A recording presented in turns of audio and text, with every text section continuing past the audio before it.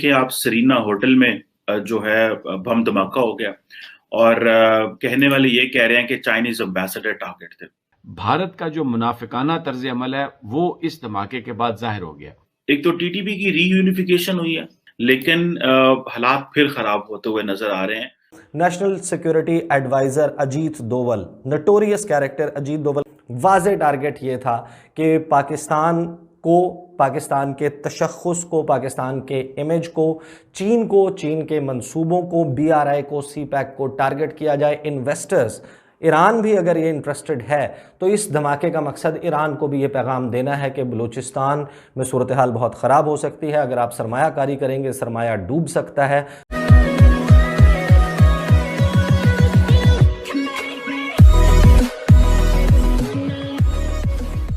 नमस्कार दोस्तों, अब आप सबको पता है कि जहाँ कहीं भी कोई एक जिहादी जाएगा तो उसकी सबसे पहली मानसिकता वही होगी कि पहले वहाँ पर सेटल हो जाए। सेटल होने के बाद वहाँ की गवर्नमेंट से जो बेनिफिट हो, क्योंकि मोस्टली जो वेस्टर्न गवर्नमेंट है वो सेक्युलर गवर्नमेंट है, मोस्टली नहीं 100%। तो ऐसी सिचुएशन के अंदर वहाँ पर बेनिफिट्स लिए जाए और उसी बेनिफिट्स के धीरे धीरे चलते चलते जब उनकी मेजोरिटी होना शुरू हो जाए तो आसपास के एरिया में न्यूसेंस फैलाना शुरू कर दे। और फिर उनका टारगेट यही होता है कि रोज़ किसी न किसी को मुसलमान बनाया जाए या फिर कहे कि जिहादी बनाया जाए, और फिर उनको ही उनके ही कंट्री में उनका इस्तेमाल करके दूसरों को बताएंगे कि देखिए ये पहले इस कंट्री, ये पहले आपका सिटीज़न था, फ्रेंच था या फिर जो भी कहे आप, क्रिश्चियन था, जो भी था, और अब वो भाई साहब कन्वर्ट होकर मुसलमान हो गए तो आप भी हो जाइए। यही टारगेट होता है। और जब इस टाइप की सिचुएशन या फिर इस टाइप के षड्यंत्र पर जब वहाँ की गवर्नमेंट एक्शन लेती है ना, तो फिर ये जो है ना वो कार्ड निकाल लेते हैं। कौन से ATM डेबिट कार्ड और क्रेडिट कार्ड के अलावा आता है ना सिंपैथी कार्ड, तो वो कार्ड निकाल लेते हैं और फिर खेलना शुरू कर देते हैं। यहाँ पर भी यही बात हो रही है कि भाई अगर मान लीजिए कि फ्रांस के अंदर इस्लामोफोबिया है, इंडिया के अंदर है, तो हम बोलते हैं, लेकिन चाइना के खिलाफ क्यों नहीं बोलते? यही बात हो रही है। इसी के साथ ही वीडियो शुरू करता है। बुनियादी तौर पर यह वाकया क्यों हुआ और इसका हदफ कौन थे, और ये एक बहुत बड़ी साजिश थी पाकिस्तान और चाइना के दरमियान ताल्लुकात को ख़राब करने की। और जो टारगेट थे वो इसके चाइनी जो डेलीगेशन, जिसमें आला अफसरान थे चाइना के, और इसमें पाकिस्तान में चाइना के सफ़ीर, ये बुनियादी तौर पर टारगेट था। और अब मुझे ये बताने की, अगर आप कहें तो मैं, जो इस वक्त कराइन हैं, जो इस वक्त शवाहिद हैं, वो कुव्वतें जो CPEC नहीं चाहती पाकिस्तान में तेज़ी से तरक्की हो और चाइना और पाकिस्तान के दरमियान जो ताल्लुकात हैं उनको ख़राब करने की जो कोशिश की जा रही है, वो ताकतें इसमें थीं। अब देखें, LOC पर भारत का जो मुनाफिकाना तर्ज अमल है वो इस धमाके के बाद जाहिर हो गया। अफ़गान इंटेलिजेंस के साथ मिलकर बज़ाहिर उन्होंने ये अटैक प्लान किया और अफ़गानिस्तान से ये दहशतगर्द जो है ये बलूचिस्तान में आए और कोयटा में पहुंचे और वहां पर उन्होंने ये वाकया किया। और इसके पीछे भारत, अब देखें, एक तरफ ये जो अफ़गान इंटेलिजेंस के साथ जो उनके रवाबित हैं, उनके ज़रिए उन्होंने जो तहरीक तालिबान जो है पाकिस्तान, उसको उन्होंने एक्टिव किया और ये वाकया हुआ और चाइना को टारगेट करने की कोशिश की ताकि पाकिस्तान और चाइना के दरमियान ताल्लुकात जो हैं वो ख़राब हों। आज ही ये अप्रूवल हुई, खबर आई कि ML1 प्रोजेक्ट जो है रेलवे का, उसकी अप्रूवल होगी और वो चाइना की तरफ भेज दिया गया है, वहाँ पर जो कंसर्न मिनिस्ट्रीज हैं। तो इसको ख़राब करने के लिए आज का दिन ख़ास तौर पर ये चुना गया।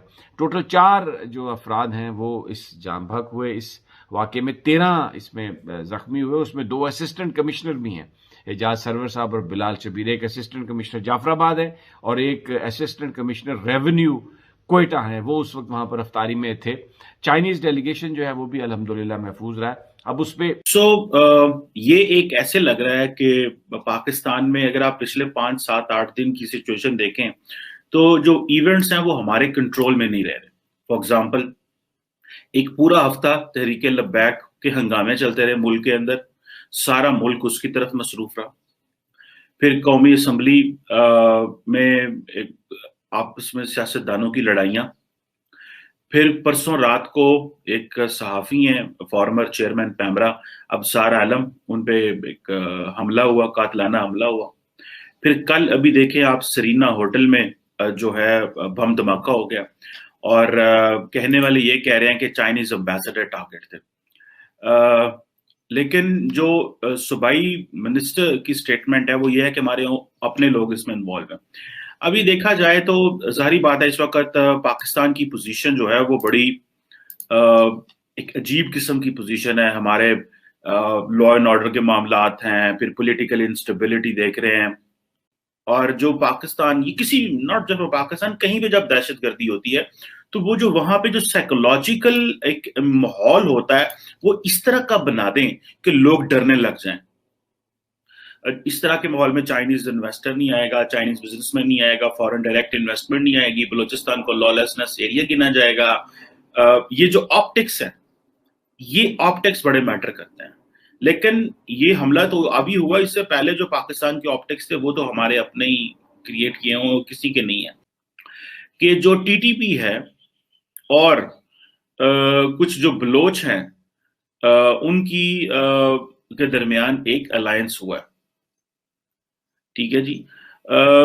एक तो टीटीपी की रीयूनिफिकेशन हुई है, लेकिन हालात फिर खराब होते हुए नजर आ रहे हैं। एक्सप्लेन कर दूंगा। 14 अप्रैल की तारीख है जी। जो बाइडन अमेरिका के सदर, वो अनाउंस करते हैं कि अफगानिस्तान से अमरीकी और बैनुल अक़वामी अफवाज इनखला कर रही हैं। 16 अप्रैल को क्या होता है? 16 अप्रैल को अफगानिस्तान के नेशनल सिक्योरिटी एडवाइज़र, उनके जो कौमी सलामती के मशीर हैं हमदुल्ला मुहिब, वो राबता करते हैं। उनकी टेलीफोन पर बातचीत होती है भारत के national security adviser Ajit Doval, notorious character Ajit Doval के साथ उनकी बात होती है।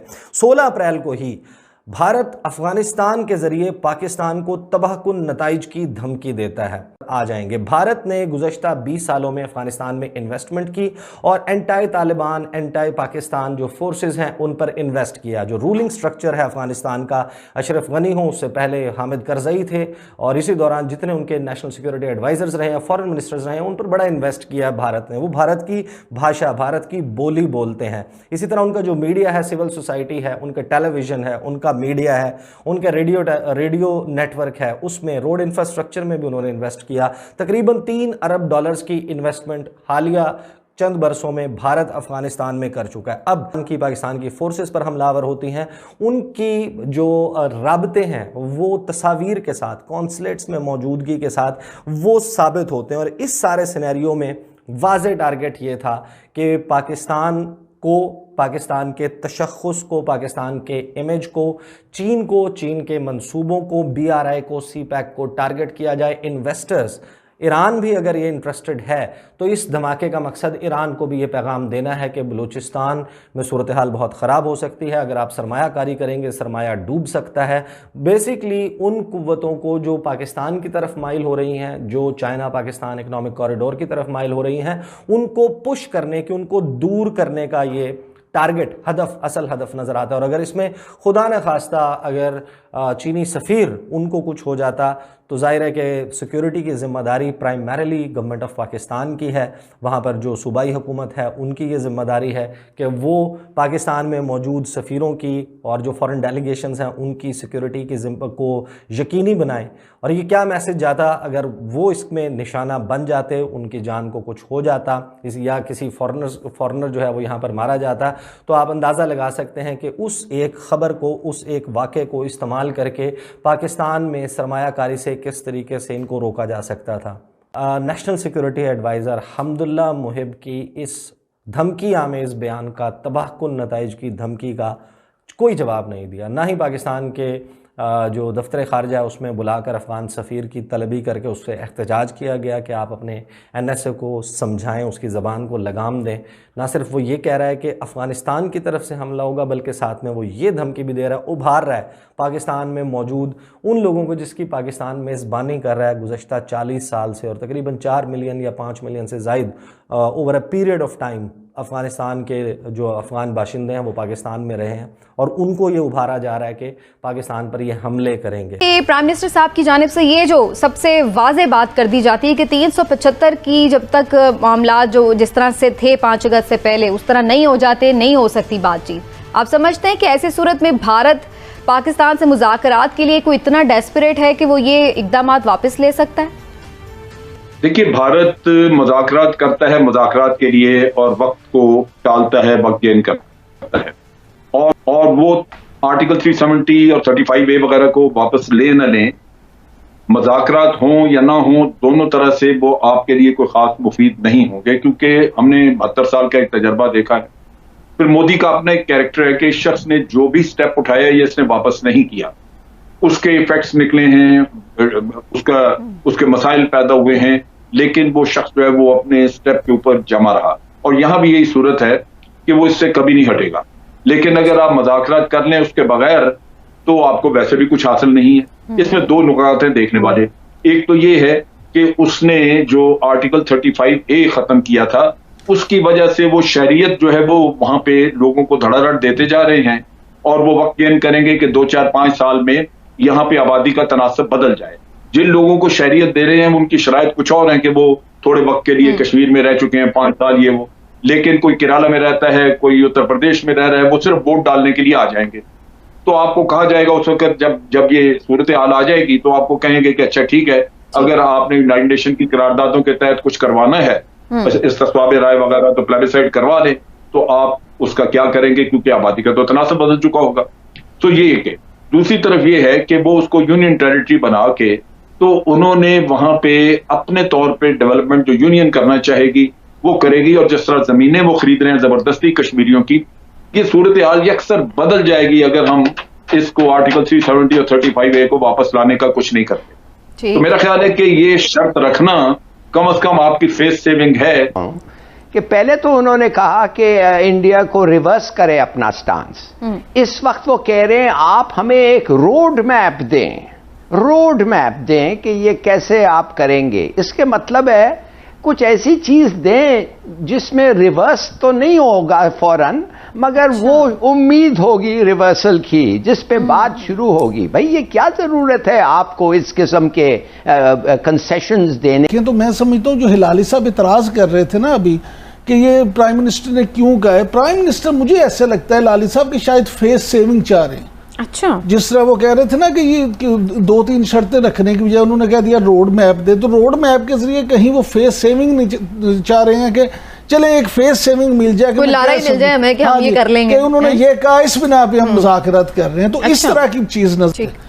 यानी इंडिया इस तरह का बदमाश बना हुआ है, इलाके का इस तरह से वो जगह बना हुआ है कि वो सिर्फ किसी कानून को मानते ही कहाँ है वो ना बैनुल अक़वामी कानून को मानता है, ना आपकी बात मानता है, ना जो मोदी एक फाशिस्ट स्टेट उसने बना दी है, जो उसके दिल में आता है वो करता है, वो कहता है और उसी पे वो अमल करता है। यहाँ पे उन्होंने ये कहा कि जनाब पाकिस्तान ने भी पॉजिटिव रोल अदा किया है, ये आर्मी चीफ उनका बयान था, इंडियन आर्मी चीफ का।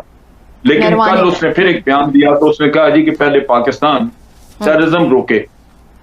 टेररिज्म तो वो जिस दिन चाहे करा लेंगे, फॉल्स फ्लैग ऑपरेशन होता है, उन्होंने खुद करना होता है, उसमें कोई मसला ही नहीं है, जिस दिन चाहे करा लें और आप पे इल्जाम लग जाएगा, सारा कुछ जो आप जो कुछ भी कर रहे हैं वो खत्म हो जाएगा। वही उनका पुराना हमने तो बड़ी बातचीत की थी, हमने तो पाकिस्तान के साथ बड़े मुज़ाकरात चला रहे थे, हम तो बड़े मुतमईन थे, हम तो ये चाह रहे थे कि कोई ना कोई मामला हल हो जाए, लेकिन ये बात ही नहीं आते, इन्होंने देखो टेररिज्म कर दिया। आप तो वैसे बयान दे रहे हैं कि वो पीछे हट रहे हैं आप। लेकिन हिलाली साहब इस तरह हम भी तो इस कंडीशन में है ना, आपकी बात तो सही है, लेकिन हम भी तो थोड़ी सी इस तरह की प्रॉब्लम में है ना कि एक तरफ अफगानिस्तान का भी हमारा जो मामला है, वहां पर भी आप देख रहे हैं कि अफगानिस्तान में क्या है, अफगानिस्तान सर वहां से मुसलसल हमारे ऊपर अटैक्स हो रहे हैं, हमारे ऊपर क्या हो रहा है, वो TTP आप पे। अच्छा चलिए जी, जनरल साहब आप कर लीजिए जी। मैं करूँ, देखिए बात यह है, अफगानिस्तान से जो कुछ हो रहा है उसमें अफगानिस्तान तामन कर रहा है, लेकिन करने वाला भारत है। क्या भारत ने वहां पे आपको कोई रियायत दे दी है? वो चीज तो वहीं चल रही है, उसको नहीं रोका जाएगा। आपको आप ब्लीड कर रहे हैं, वो करते रहेंगे, ठीक, इधर आपको याद उधर से भी हमें एंगेज किया हुआ उन्होंने, बिल्कुल सही एंगेज किया हुआ है। वेस्टर्न फ्रंट आपका कभी वो ठंडा नहीं होने देंगे जब तक कि अफगानिस्तान खुद अफगानी बैठ के को बातचीत करके तो अपने अंदर अपनी स्टेबिलिटी वगैरह कर लें, वरना आप देखेंगे कि इंडिया वहां से ये काम करता रहेगा। ठीक, और ये क्योंकि किसी की मोदी का जो मॉडल है जी जी हिलाली साहब जी, मोदी का जो मॉडल है, जो हीरो है, वो नेतन्याहू है। समझिए, उससे ये सीखा है। अमित शाह जो इंडिया में मोदी के बाद सबसे मजबूत समझे जाते हैं, बल्कि बाज़ हल्कों के मुताबिक तो वो शायद मोदी से भी ज्यादा मजबूत हैं। उन्होंने भारतीय पार्लियामेंट में खड़े होकर ये कहा था कि वक्त आने पर हम जो उसकी कश्मीर की रियासती हैसियत है उसको बहाल कर देंगे। यानी उन्होंने भी कोई प्लान बी अपना रखा हुआ है। पाकिस्तान को ये जरूर चाहिए इंडिया को भी मजबूर करने के लिए कि आप उनके साथ तजारत जो है वो जरूर करें। अच्छा, उसमें पाकिस्तान का भी फायदा है। बगैर कश्मीर का मसला सॉर्ट आउट हुए। कश्मीर का मसला दुनिया में जहां मसले होते हैं उसमें तजारत जो है ना, business is business and politics is politics. आप एक चीज को समझिए, अगर आप इंडिया के साथ इतनी तिजारत करते हैं, इस तरह से जनरेट कर लेते हैं कि उसको भी आप एक दुनिया ताजिर तो अमन चाहता है ना, फिर वो कैसे अपने स्टेक्स लगाते हैं जबकि आगे पता भी नहीं होता कि सिचुएशन कैसे एकदम खराब हो जाए, सब कुछ बंद हो जाता है। इंडिया बड़ी मार्केट है, पाकिस्तान में उसको फायदा है, पाकिस्तान के लिए वहां माल भेजने में वो बातें सही है। इंडिया आपको तोड़ने पे तो, मुल्क में दहशतगर्दी करने पे तुला हुआ है, कर रहा है ये जो वाकया है, जो कल कोयटा का भी वाकया हुआ, कोयटा का और वाकयात हो रहे हैं, अभी अंदेशा है और वाकयात होंगे। और अमेरिका जो है आपकी दुश्मनी पे तुल गया है। क्या इतना कहना ही काफी है कि अमेरिका हिंदुस्तान की जुबान बोल रहा है, हिंदुस्तान की बात कर रहा है, और उनका अलायंस इस बात की तरफ कंप्लीटली एग्री करता है कि पाकिस्तान को डिसफंक्शनल किया जाए। ये अब इकोनॉमिक एक्सेस पर डिपेंड कर रहे हैं कि अगले चंद माह में इकोनॉमिक कोलैप्स पाकिस्तान में इतना बड़ा आ जाएगा कि जो ये अचीव नहीं कर सके टीटीपी, बीएलए और अर्बन इंसर्जेंसी के जरिए, वो इकोनॉमिक कोलैप्स के जरिए अचीव कर लेंगे।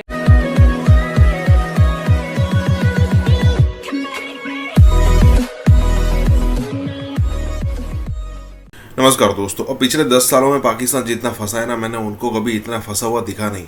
बहुत आराम से प्ले किया करते थे 2014 से पहले, लेकिन 2014 के बाद इतनी बुरी तरीके से फंसे और जो इंटरनेशनल सपोर्ट उनको मिलता था वो भी अब बंद हो चुका है। खास करके पहले क्या हुआ करता था कि अगर पाकिस्तान की तरफ से कोई हरकत होती थी तो हम जो है वो यूएन में, अमेरिका के अंदर या फिर इस सारे कंट्रीज़ को हम इसकी कंप्लेंट किया करते थे। लेकिन प्रॉब्लम ये होती थी कि ये सारे कंट्रीज सुन के भी ना सुना करते थे, क्योंकि उनका सपोर्ट पाकिस्तान को डायरेक्टली इनडायरेक्टली था। ये बात अलग है, कभी किसी और वीडियो में चर्चा करेंगे कि भाई क्यों सपोर्ट था। लेकिन 2014 से मोदी ने पूरी दुनिया को रियलाइज़ ये करवाया है कि भाई जो आप ये कर रहे हो ना, आपकी सबसे पहली रूट वाली प्रॉब्लम यही है कि आप इनको सपोर्ट कर रहे हो। अगर आप इंडिया को सपोर्ट करोगे तो आपको जितना सपोर्ट होगा उससे कई गुना ज़्यादा बेनिफिट भी होगा। और अब दिक्कत ये है कि ये सारे कंट्रीज उनकी सुनते नहीं है, तो जो बेस सपोर्ट मिलता था ना पाकिस्तान को, सपोर्ट पूरी तरीके से छीन चुका है। और अब इंडिया खुल के बजाता है पाकिस्तान की, चाहे कोई आतंकवादी हमला हो तो उसका जो रिप्लाई करना हो। पहले कभी ऐसा हमने सुना नहीं, ना ही देखा, ठीक है। लेकिन अब जो हो रहा है ना, वो पाकिस्तान को झंझोड़ रहा है। इसी के साथ ही वीडियो शुरू करते हैं। इंडिया आपको तोड़ने पे तो, मुल्क में दहशतगर्दी करने पे तुला हुआ है, कर रहा है ये जो वाकया है, जो कल कोयटा का भी वाकया हुआ, कोयटा का और वाकयात हो रहे हैं, अभी अंदेशा है और वाकयात होंगे। और अमेरिका जो है आपकी दुश्मनी पे तुल गया है, अफगानिस्तान से टेररिज्म हो रहा है। अपने पीछे कुछ सेटलमेंट तो छोड़ के जाता। नहीं, सेटलमेंट वो पिछली दफा जब उन्होंने किया, उन्होंने 65 में हमारे साथ क्या किया था, उन्होंने 71 में हमारे साथ क्या किया था, उन्होंने कैरी लोगर बिल वो किस लिए लेके आए थे, कितनी दफ़ा उन्होंने हमारी मदद बंद की। और ये वो हमें खुल्लम खुल्ला कह रहे हैं हम में से और चीन में से एक इंतखाब करें। इसका क्या मतलब है? हम कोई गुलाम हैं कि चीन का हम में से हम किसी का इंतखाब नहीं करते, आपके साथ अच्छे ताल्लुकात रखना चाहते हैं।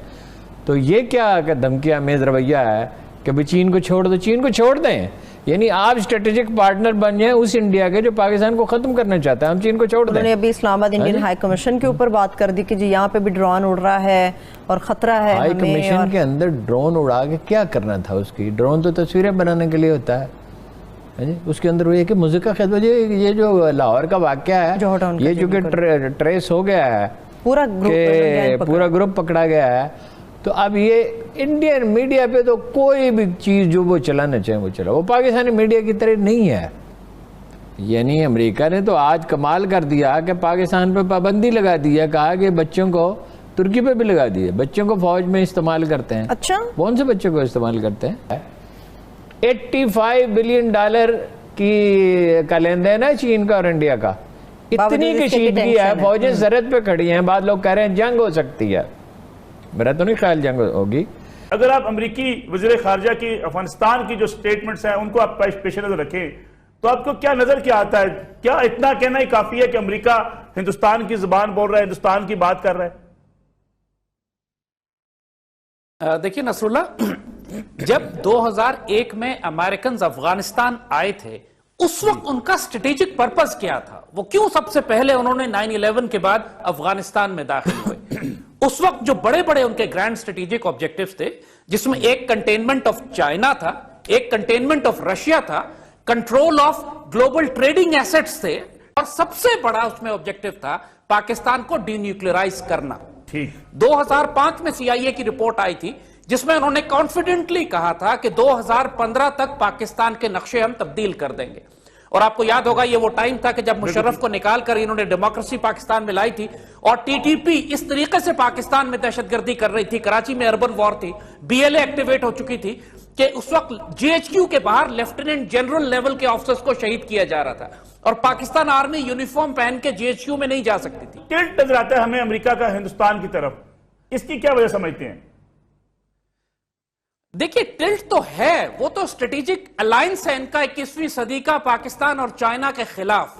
CPEC को रोकना हो, या चाइनीज एक्सपेंशन को रोकना हो, या चाइना को उन्होंने रूट्स, जो अल्टरनेट रूट हमारी जमीन से जा रहे हैं, वो सब इंडियंस और अमेरिकन के इंटरेस्ट के खिलाफ हैं।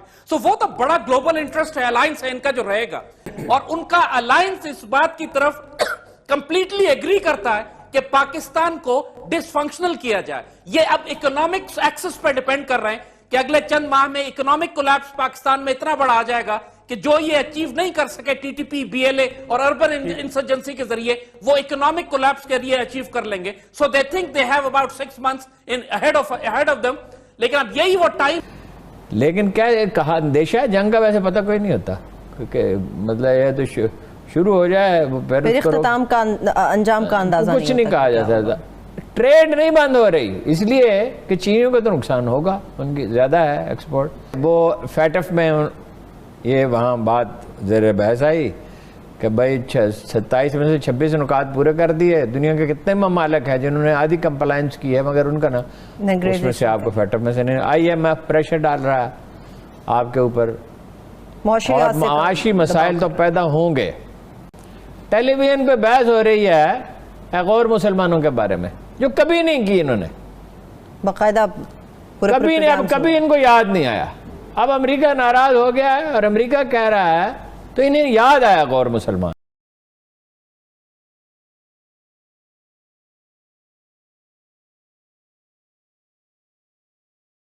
नमस्कार दोस्तों, अब पाकिस्तान के अंदर कुछ मुस्लिम महिलाओं ने एक चर्च पर कब्जा कर लिया, और बस उनकी वही डिमांड थी कि भाई आप सारे यहाँ पर कन्वर्ट हो जाओ वगैरह वगैरह। अब ज़रा देखिए, मतलब the basic difference between India and Pakistan, look at the difference. India के अंदर इतने सारे मुसलमान हैं, ठीक है, मुझे नहीं याद आता है कि मैंने कोई ऐसा न्यूज़ सुना हो कि कोई हिंदू ग्रुप है जो कि मुसलमानों को मजबूर करता है कि भाई आपको घर वापसी कर लेनी चाहिए या फिर आपको सनातन धर्म अपनाना चाहिए। उल्टा होता है इंडिया के अंदर। और अगर बात करें पाकिस्तान के अंदर, तो पाकिस्तान के अंदर कोई भी, अब पिछले दिनों दानिश कनेरिया वाला मामला सामने आ ही रहा है कि उसको अफरीदी द्वारा बार बार पोक किया जाता था कि भाई तुम इस्लाम कबूल कर लो, इस्लाम कबूल कर लो। वो भाई साहब ने नहीं किया और उसका करियर यहाँ पर ख़त्म हो गया। उसके बाद फिर भी उस बंदे ने इतनी फाइट दी यहाँ पर कि उसने एक ऐसा रिकॉर्ड बनाया है जो पाकिस्तान में कोई शायद ही तोड़ पाएगा कि भाई टेस्ट क्रिकेट के अंदर पाकिस्तान की तरफ से सबसे ज़्यादा विकेट लेने वाले जो बॉलर है वो दानिश कनेरिया है, और ऑल ओवर अगर बात करें तो 4th नंबर पर है। तो ये मतलब बहुत अच्छी बात है। कहने का मतलब ये है कि ये जो चर्च वाली बात हो रही है बहुत इंटरेस्टिंग है। इसी के साथ ये वीडियो शुरू करते हैं। हमें इस चीज़ का अंदाज़ा है कि पाकिस्तान में माइनॉरिटीज़ जो है वो बड़ी मुश्किल में रहती हैं, और इसके लिए बड़ी कुर्बानियाँ भी दी हैं माइनॉरिटीज़ ने। रिसेंटली इधर KP में हमने देखा कि मंदिर जला दिए गए, चर्च जला दिए जाते हैं या हमला कर दिया जाता है। लेकिन ये एक इंसिडेंट लाहौर में हुआ है कि जिसमें मुसलमान जो नर्सेज हैं उन्होंने Punjab institute of mental health Lahore में जो चर्च है उसके ऊपर वो टेक ओवर कर लिया। उस पे जो क्रिश्चियन थे वो अपनी इबादत करने आते थे, और उन्होंने ये भी कहा कि ये जो ख़वातीन हैं, क्रिश्चियन ख़वातीन को ये भी कहा है कि मुसलमान ख़वातीन ने कि आप इस्लाम को कबूल कर लें। मुस्लिम खवातीन वहाँ बैठी हुई हैं और वो कह रही हैं कि भाई आप इस्लाम कबूल करो, ईसाई उनको कह रही हैं। अब वो जो वीडियोस वायरल होती हैं जिसमें हम देखते हैं कि जो खवातीन हैं वो जो क्रिश्चियन खवातीन की भी कोई वीडियो आई है कि हम माइनॉरिटीज़ हैं, हमारे साथ इस तरह ना करें, हमें प्रोसिक्यूट ना किया जाए, हमारी इबादत गाहों को इस तरह ना किया जाए। कि हमें कितना बुरा लगता है जब नबी पाक सल्लल्लाहु अलैहि वसल्लम को बात करता है, और लगना भी चाहिए और हमें प्रोटेस्ट करना चाहिए और हमें बताना चाहिए कि ये हमारे दिल के कितनी करीब चीज़ है जब आप हमारे नबी के बारे में ये बात करते हैं। इसी तरह अगर ये लोग हैं, अगर हम इन लोगों की इबादत गाहों के ऊपर हमले करेंगे और टेक ओवर कर लेंगे, तो हम मगरब को क्या बता रहे हैं कि दीन इस्लाम इस तरह का है। इंसान को कत्ल करने का फतवा देता है। किसी रियासत के होते हुए ये हो सकता है कि कोई प्राइवेट शख्स कहे कि फलां शख्स वाजिब कत्ल है, उसको कत्ल कर दिया जाए? ये कैसे मुमकिन है? यहाँ इस तरह के फतवे जाते हैं। इस मुल्क को रूल करने के काबिल नहीं छोड़ा गया है।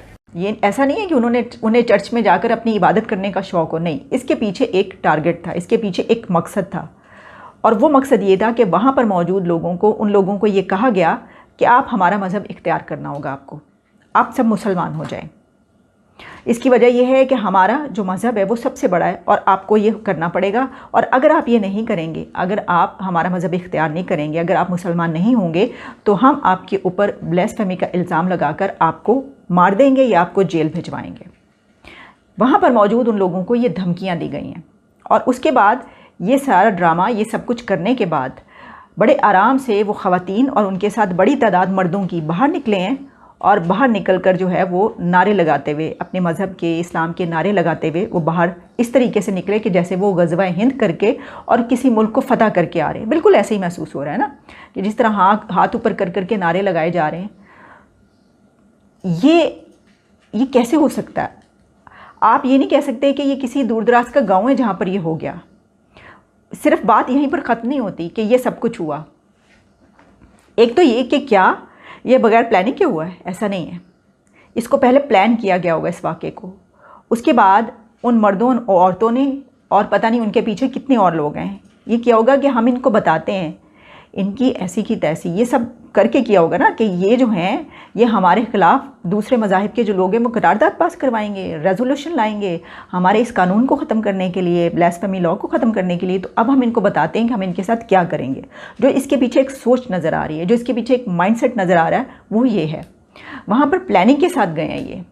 और उसके बाद हुआ क्या, जो अभी तक सामने चीज़ें आई हैं उसमें हुकूमत की तरफ से जो मौक़िफ़ है वो ये है कि कोई बात नहीं, कोई मसला नहीं है, वो बस उसको जो है वो पुलिस पहुंची है, उसने दोनों जो ग्रुप्स हैं उनके बीच कॉम्प्रोमाइज़ करवा दिया है, कॉम्प्रोमाइज़ करवा दिए, ये रिज़ॉल्व करवा दिया मसला।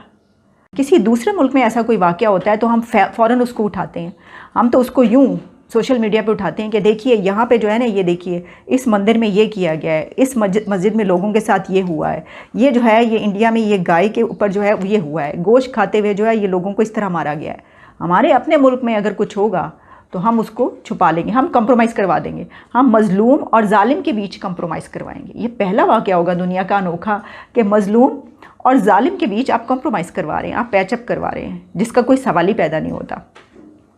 जिस तरह मैंने कहा कि अगर ये वाइस वर्सा होता और मुसलमान की किसी मस्जिद में ऐसा हुआ होता तो उस वक्त क्या होता, आप इमेजिन कर सकते हैं कि क्या होता।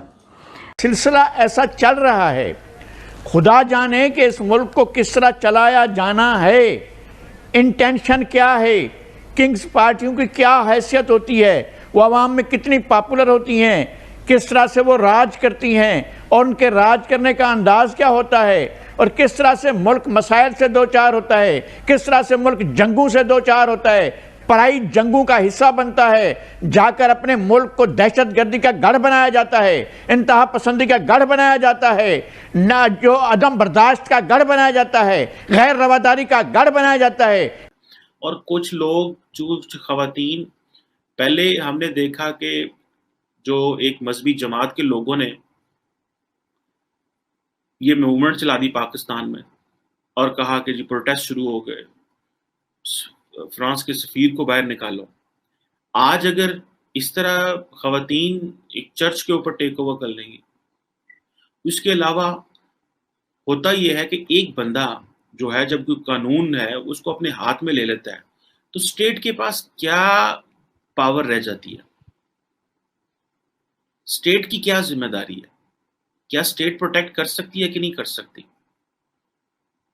हम एक पहले ही एक इंटरनेशनल इस इशू में फंसे हुए हैं।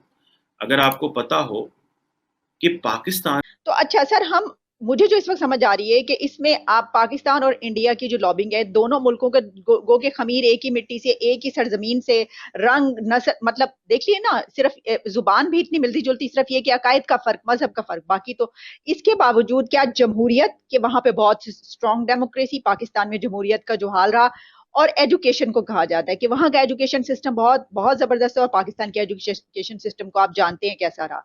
आप समझते हैं कि ये दो सबसे ज्यादा ऐसे स्ट्रॉन्ग पॉइंट्स हैं जिनकी बिना पर ऐसा होता है?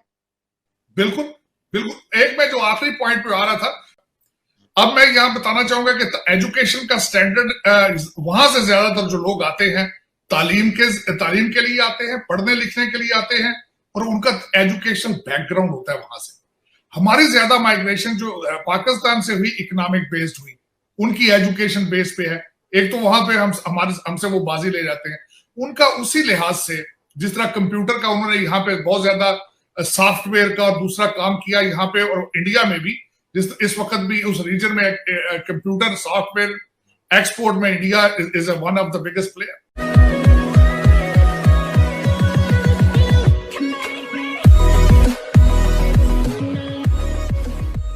नमस्कार दोस्तों, अब यहाँ पर कंपैरिजन हो रही है, सिंपल है, एजुकेशन सिस्टम के बारे में कि इंडिया में क्या चल रहा है, पाकिस्तान में क्या चल रहा है, और उसके अलावा बात हो रही है कि इंडिया के जो लोग हैं वो आईटी के एक्सपर्ट बन रहे हैं, मतलब पूरी दुनिया में छा रहे हैं।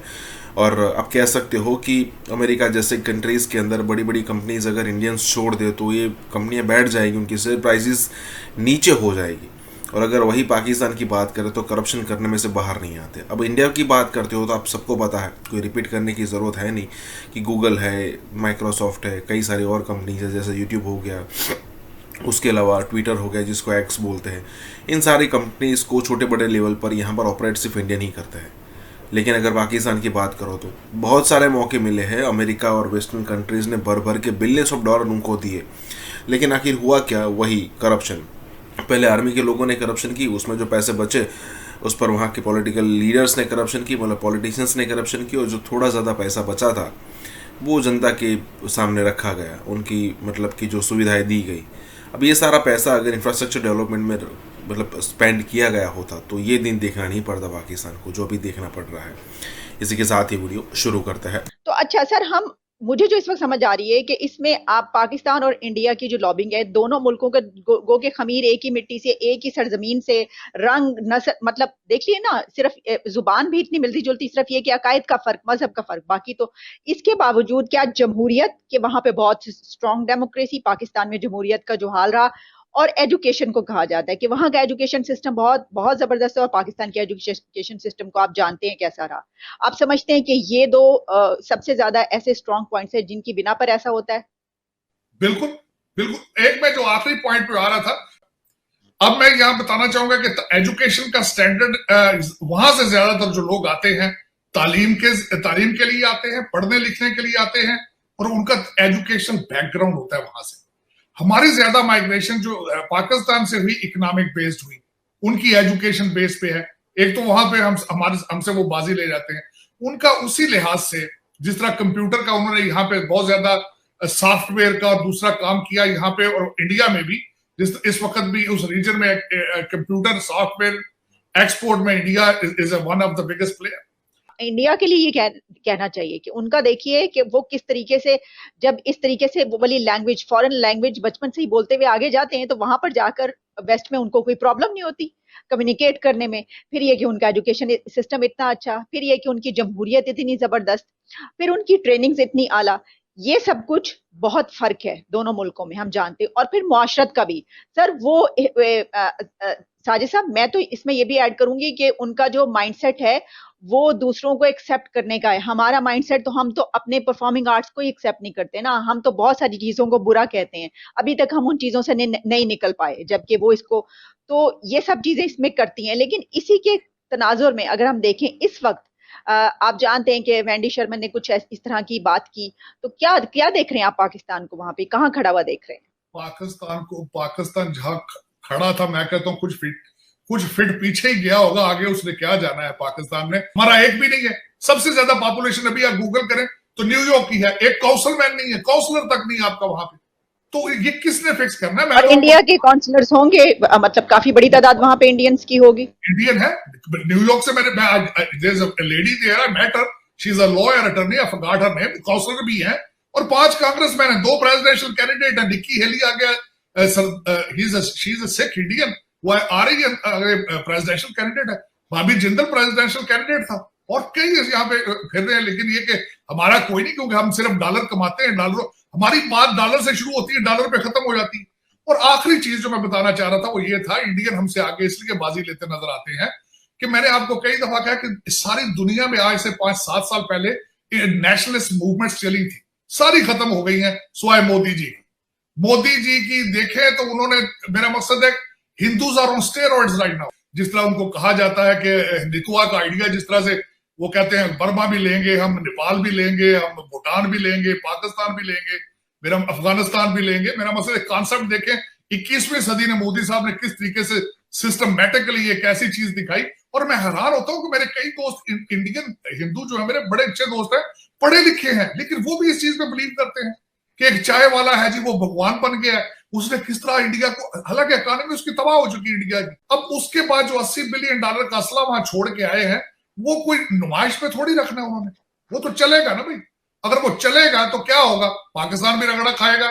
लेकिन अमेरिका के इंटरेस्ट में क्या है कि वहां पे खाना जंगी हो और उसमें चाइना इन्वॉल्व हो, या चाइना के पड़ोस में वह एक ऐसा तसादम बने ताकि उसकी इकोनॉमी को ब्रेकें लगे। अब वो 2 चीजों का इंटरेस्ट है उनका, एक अमेरिका का भी यही इंटरेस्ट है और इंडिया का भी यही इंटरेस्ट है। तभी तो वो कह के आई है वहां पे कि 1 माइंड 1 अप्रोच ऑन अफगानिस्तान। और 1 माइंड अप्रोच को मैंने डिफाइन आपको कर दिया है कि अफगानिस्तान के अंदर खाना जंगी, दोनों पार्टियां उसमें इंटरेस्टेड है। अब पाकिस्तान कहां खड़ा है? पाकिस्तान अपने डॉलरों की बारिश सोच रहा है। तो पाकिस्तान में तो अंदर आप कहते हैं ना कि जो भी बात होती है वो दुबई और लंदन की प्रॉपर्टीज रिलेटेड होती है बात। वहां पे तो इंटरेस्ट, वहां पे तो नेशनलिज्म है नहीं है। मैं समझता हूं मेरे लिए इतनी ज्यादा शर्मिंदगी थी अगले दिन कि पाकिस्तान अब कहां खड़ा है, तोशा खाना पे खड़ा है, एक्सटेंशन पे खड़ा नैब की। और दूसरी मुझे सबसे ज्यादा अफसोस बात ये हुई अगले दिन, आपके ISI के चीफ चेंज हुए हैं और वो इतनी बड़ी खबर है पाकिस्तान की जिसके हद को नहीं। मेरा एक क्वेश्चन मार्क है, आपको पता है इंडिया का इस वक्त कौन इंचार्ज है रहा का? आपको पता है अमेरिका का इस वक्त CIA का, FBI का इंचार्ज कौन है? ऑस्ट्रेलिया का कौन है? इंग्लैंड का कौन है? लेकिन आपका, मैं हैरान होता रहता हूं। फिर आप कहते हैं जी लोग बातें करते हैं इंटरनेशनल लेवल पे, लोग आपको हाइब्रिड कहते हैं। साजिद साहब, पाकिस्तानियत पे मुझसे आज तक किसी ने पूछा भाई अतार साहब आप क्यों इतने दुखी हो? मैं कहता हूं यार मेरी मादरे मिल्लत के कपड़े फाड़ दिए इन्होंने यार, मैं दुखी ना हो तो और क्या करूं मुझे। और आज के नहीं है, मैं जितनी सारी जिंदगी हिस्ट्री पढ़ता रहूं, शर्मिंदा से शर्मिंदा तरीन होता रहा सारी जिंदगी। 73 साल की 1947 से शुरू होगी थी ये गेम सारी, और उसमें मुझे अभी तक कोई रिलीफ नजर नहीं आ रही। मेरा दुख इस बात का है कि उसमें रिलीफ नजर नहीं। मुझे रिलीफ जिस दिन नजर आई मैं शायद खुद चला जाऊं पाकिस्तान, मैं खुद जाके अपनी मादरे मिल्लत को सर्व करूं। लेकिन यह कि मुझे कोई रिलीफ नजर नहीं आती। पाकिस्तान को खाया जा रहा है। और एक मजे की बात यह है कि खाने के लिए अलायंस बन चुका है, इत्तेहाद कर लिया गया है एस्टेब्लिशमेंट ने और सियासतदानों ने। कि मुझे पता चला कि काफी अरसे से जो प्रेसिडेंट शी है उन्होंने खान साहब से बात नहीं की, प्राइम मिनिस्टर से। ना सिर्फ यहां से आपके जो बाइडन नाराज है, चाइना भी नाराज है। चाइना अब अगले दिन मैं बल्कि एक पूरा विलाग इस पे करना चाहूंगा कि वो ग्वादर छोड़ के अब कराची चले गए। आपने कहा सर जी वो छोटी चीज पसंद रही तो बड़ी ले ले, बल्कि मैं तो कहूंगा पिंडी इस्लामाबाद भी दे दे, वहां पे रिजॉर्ट बना दे चाइना आके। नहीं सर, पिंडी नहीं, पिंडी बस एक का ही है, पिंडी किसी का नहीं हो सकता। और नहीं देखे ना चॉइस, लेकिन वो उनको किसी असेंबली से नहीं पूछा गया, किसी मेरा मतलब कौमी असेंबली की ये डिसरिस्पेक्ट है। उनसे कंसेंसस लेने चाहिए थे कि ग्वादर पहले दिया 40 साल के लिए, वो अब कराची भी मांग रहे हैं, दे या ना दे। लेकिन बस इस तरह मुल्क चलते। मुझे ये बताएं कि मिडिल ईस्ट तो पहले वो शहजादे चलाते हैं जिस तरह उनके बाप की प्रॉपर्टी है, तो यहां पे क्या हो रहा है? यहां भी तो यही हो रहा है। किसी मेरी मादरे मिल्लत की रिस्पेक्ट ही कोई नहीं है। लाइफ इंश्योरेंस कॉरपोरेशन इंडिया की एक कंपनी जिसका एसेट अंडर मैनेजमेंट यानी कि जितना पैसा उसके पास है जिसका वो मैनेजमेंट करती है, लोग इंश्योरेंस कराते हैं, पैसा आता है उसको वो मैनेज करता है, वो पाकिस्तान की पूरी जीडीपी से 1.5 गुना है। भारतीय मिलिट्री साइज बहुत बड़ा है, एयरफोर्स नेवी बहुत बड़ा है, टेक्नोलॉजी में भी वो दिन रात इस पे काम कर रहे हैं, असलहा साजी की इंडस्ट्री भी उनकी ग्रोथ कर रही है। इंडिया 150 अरब डॉलर्स की सिर्फ आईटी एक्सपोर्ट करता है। हमारे जो है वो अभी जो है वो ओवरऑल एक्सपोर्ट जो है वो 25 अरब डॉलर से ऊपर नहीं जा पा रही है।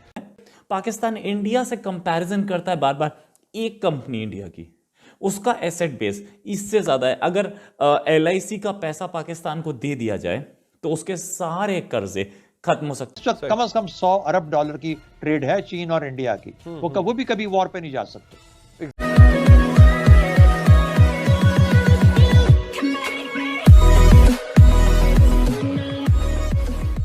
नमस्कार दोस्तों, अब यहाँ पर बात हो रही है कि भाई इंडिया की सिर्फ एक LIC लाइफ इंश्योरेंस कॉरपोरेशन करके जो कंपनी है वो पाकिस्तान से ज़्यादा है, उसकी जो नेटवर्थ है। अब किसी कंट्री की नेटवर्थ से ज़्यादा किसी दूसरे कंट्री की एक कंपनी की नेटवर्थ होना मतलब एक अलग लेवल का प्राउड है, ठीक है।